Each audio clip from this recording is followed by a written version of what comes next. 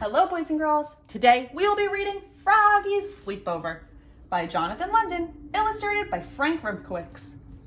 Now, as we're reading, pay attention to the character traits of our character, Froggy.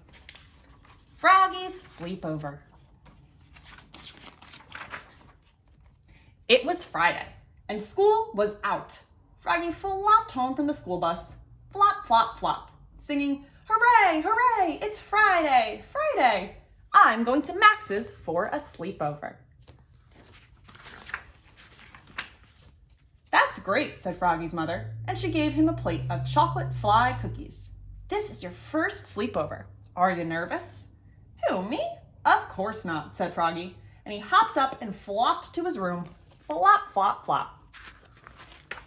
He pulled a big sack from his closet, slam, stuffed in his sleeping bag, sloof, squeezed in his pillow, poof, slapped in his pajamas, puff, shoved in a pair of underwear, pum. "There," he said, and flopped outside, dragging his sack behind him. Shloop. "Froggy," called his mother. "What? Did you forget your Huggy?"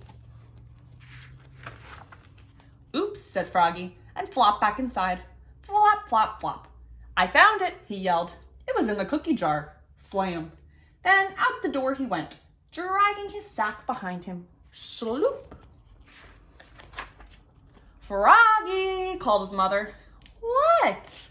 Did you forget your toothbrush?" "Oops," said Froggy, and flopped back inside. Flop, flop, flop. "I found it," yelled Froggy. "It was in my toy chest." Bang. "Don't forget to brush," said his mother. "I know," said Froggy. Then off he went to Max's, dragging his sack behind him. Shloop. At Max's, he dumped everything out on the floor. Shlump. Rolled out his sleeping bag. Sloof. And fluffed up his pillow. Floof. "Okay," said Froggy. "I'm ready for bed." "But Froggy," said Max, "it's only 4 o'clock." So they waited till after dinner. Then they crawled into their sleeping bags. "Wait," said Froggy, jumping up.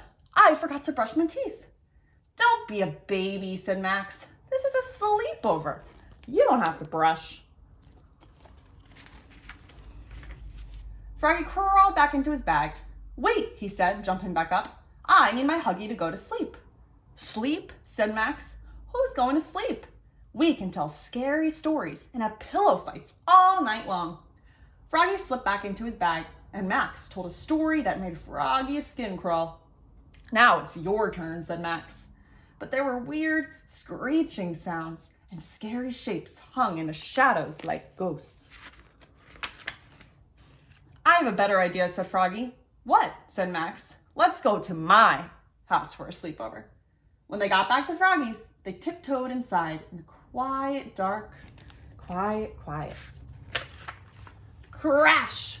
Froggy bumped into a lamp and knocked over the goldfish bowl. Splash! "Froggy!" yelled his mother. "What's all the ruckus?" She flicked on the light. "Oops!" cried Froggy, looking more red in the face than green. "We'd have decided to sleep here instead."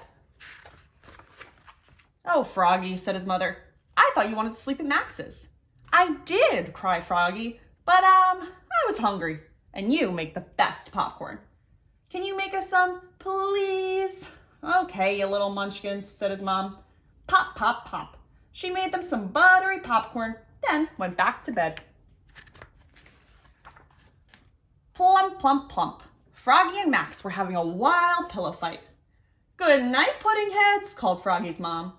"I hope they go to sleep soon," groaned Froggy's dad. "Me too," moaned Froggy's mom. Froggy's parents were snoring like horses when Froggy's mom heard a sound.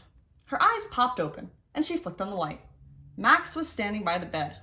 "I have a tummy ache," he said. "I want to go home." So back they went to Max's, dragging their sacks behind them. Shloop. But there were still weird sounds and scary shadows there, so they went back to Froggy's. But Max wanted his own pillow, so they went back to Max's. But Froggy wanted pink lemonade, so back and forth they went. Shloop, shloop, shloop. Till at last they fell asleep at Max's house at 9 o'clock in the morning. So what were the character traits that you saw in our character Froggy?